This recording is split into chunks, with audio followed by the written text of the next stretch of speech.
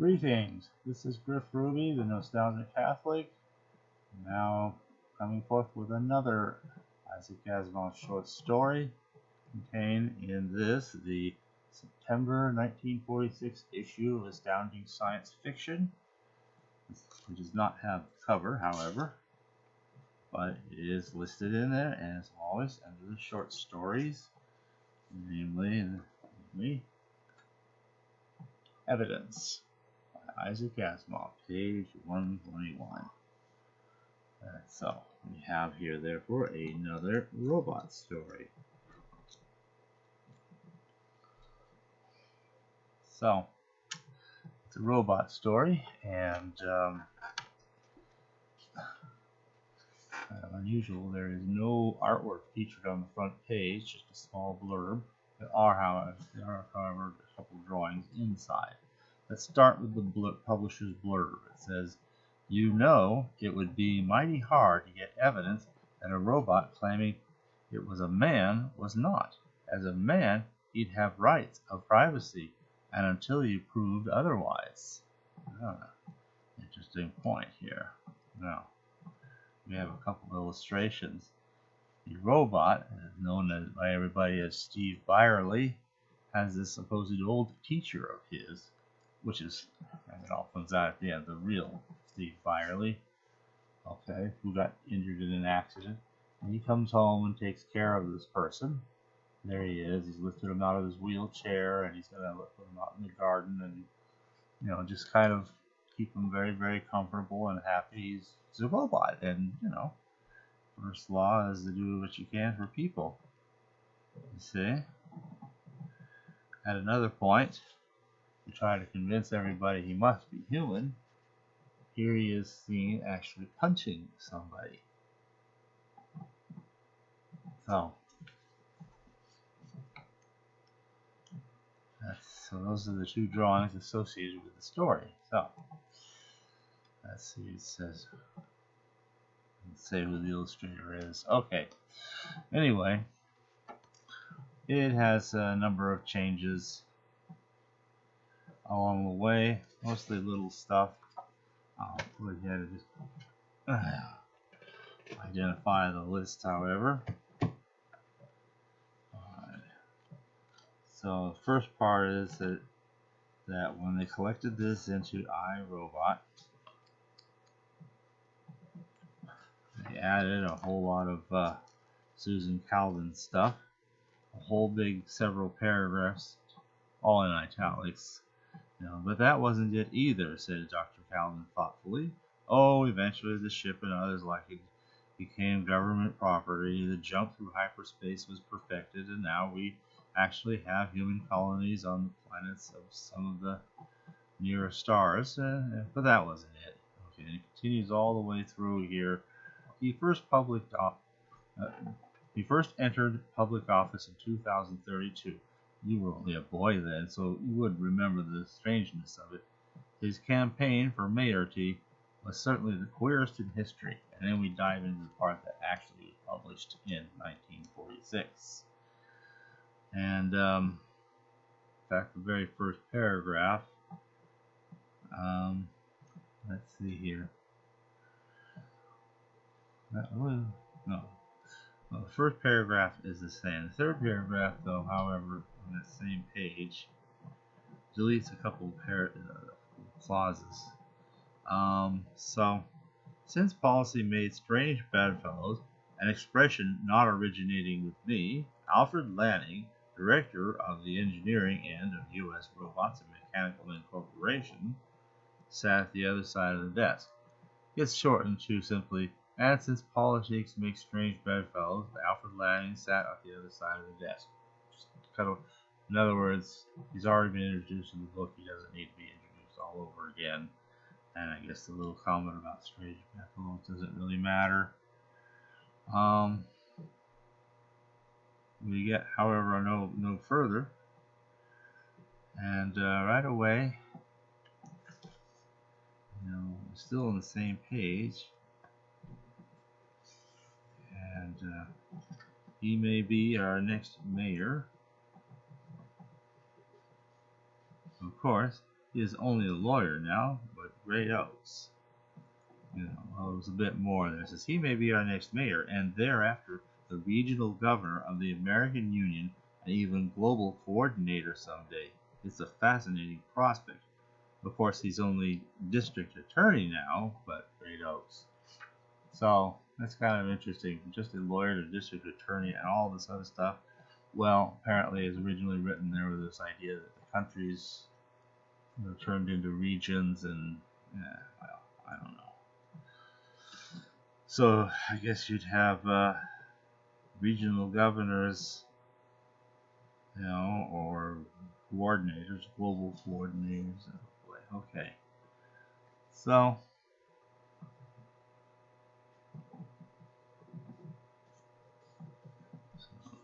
my interest.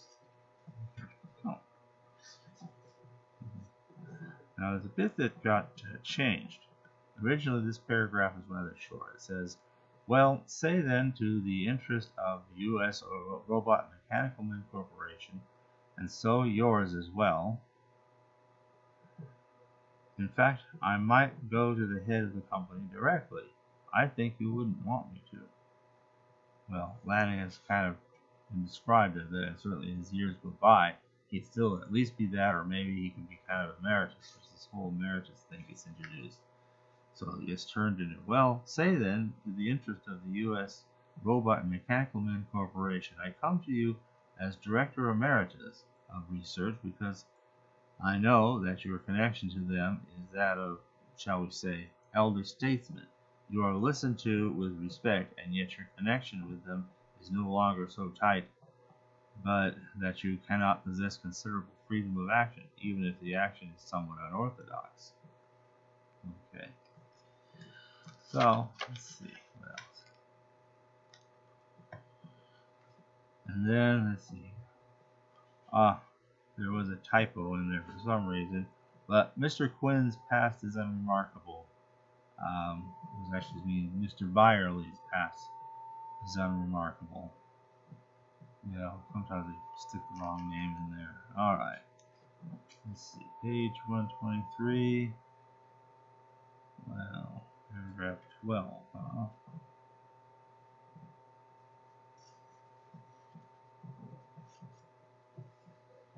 Okay. My dear sir, the corporation would only be too glad to have global. Okay, it was global council permit the enactment to various regions permit the use of. Okay, so that's more of this kind of political adjustment that's not really clear. Okay. Coordinator passage. Let's see here. Alright, I gotta skip all the way to 129. Another difference. This was one of the biggest ones. And a very simple omission. Okay, you know the rules, Mr. Quinn. She spoke them carefully, clearly, quoting word for word the famous bold print on page 1 of the Handbook of Robotics. And then it has this whole thing, which was just cropped out. I guess there was no need to reiterate the actual robotic laws. To say nothing of the fact that, once again, the wording is exactly what it should be. Okay, Rule 1, a robot may not harm, nor by an action cause to be harmed, any human being. Rule 2, a robot must obey all orders given it by authorized personnel, except where these would conflict with Rule 1. Rule 3, a robot must preserve its own safety, except where that would conflict with Rules 1 and 2. And then, that's probably the biggest change right there. Alright. Well, I could go through and cite a few very small differences. The other one at the very end, iRobot added another bit of italicized material, in which we hand it all back to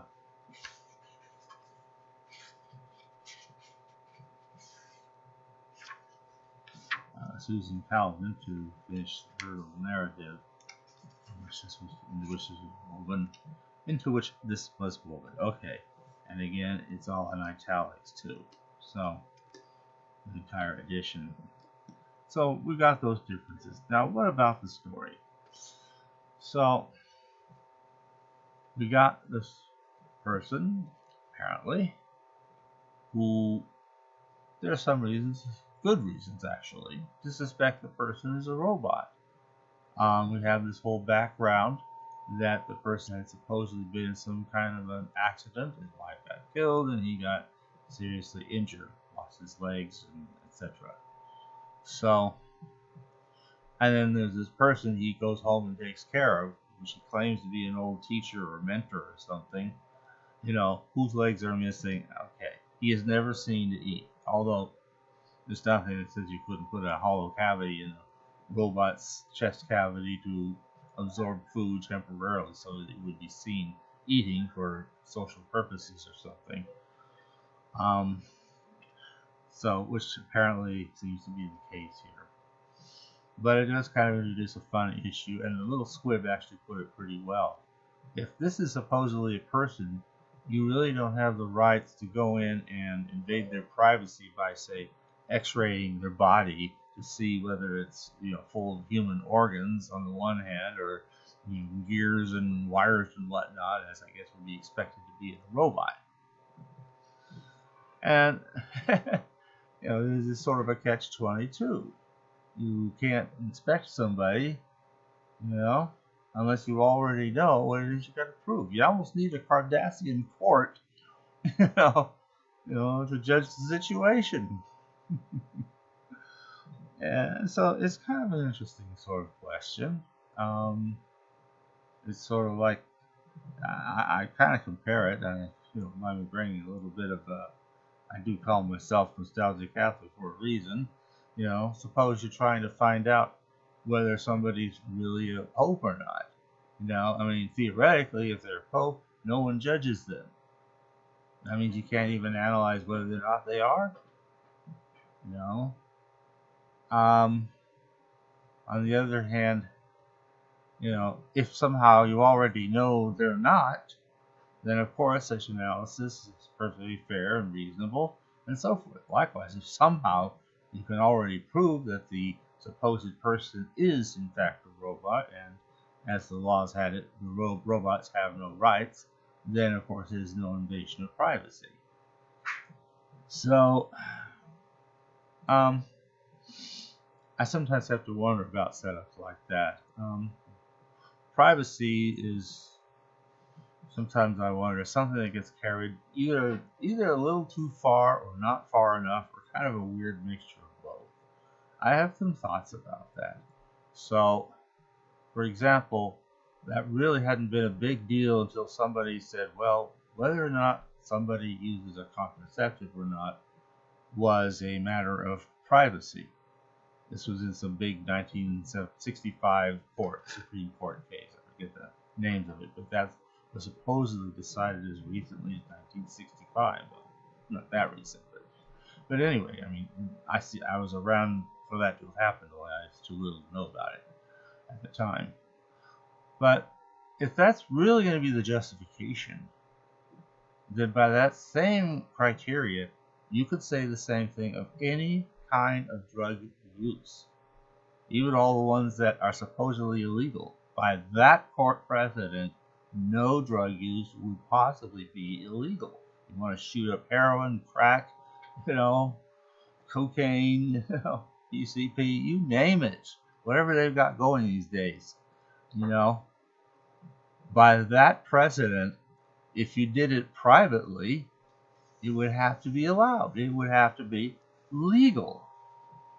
And even if police had good reason to suspect you might have some of these monstrously illegal controlled substances in your possession or in your use, or detected in one way or another, say driving and even smoking something, and in the days when that was illegal,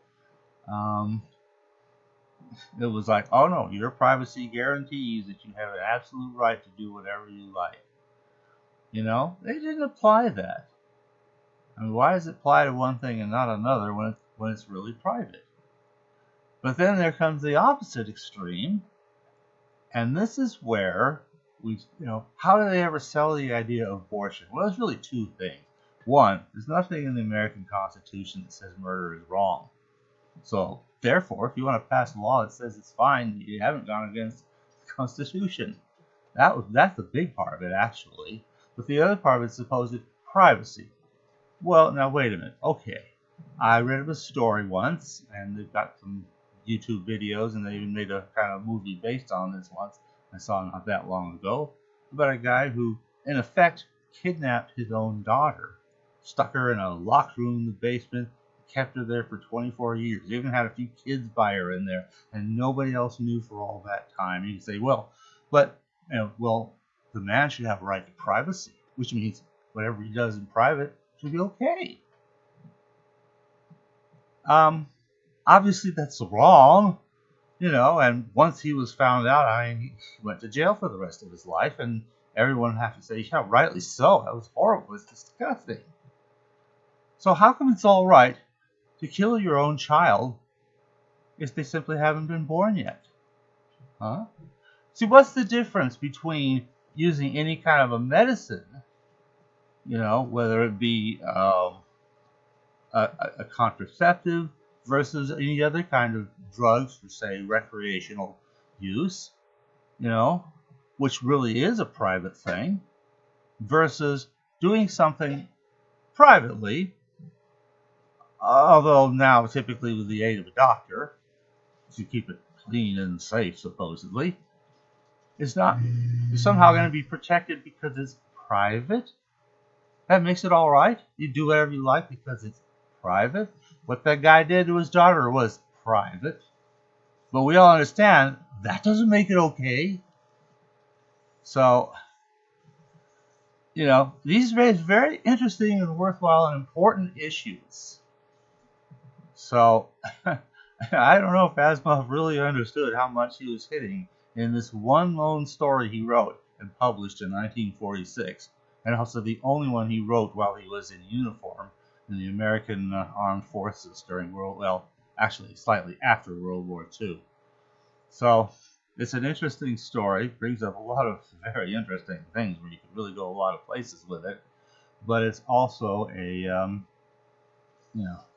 I think now we're getting into good stuff, which I think is particularly interesting.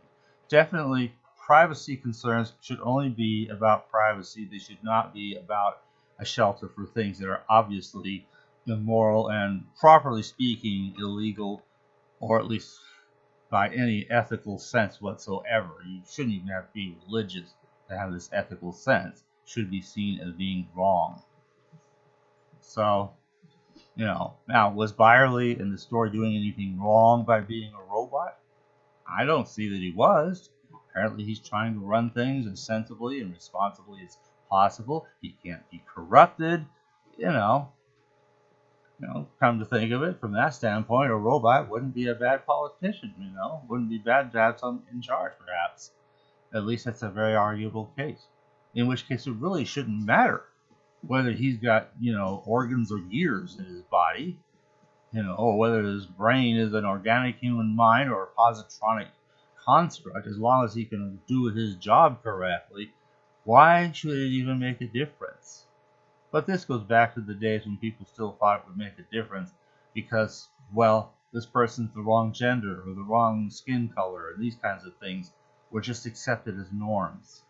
And now it's like we're realizing none of that really should matter, So, anyway, it's been a fun and interesting story, and it's one I've kind of looked forward to being able to do. Thank you for listening.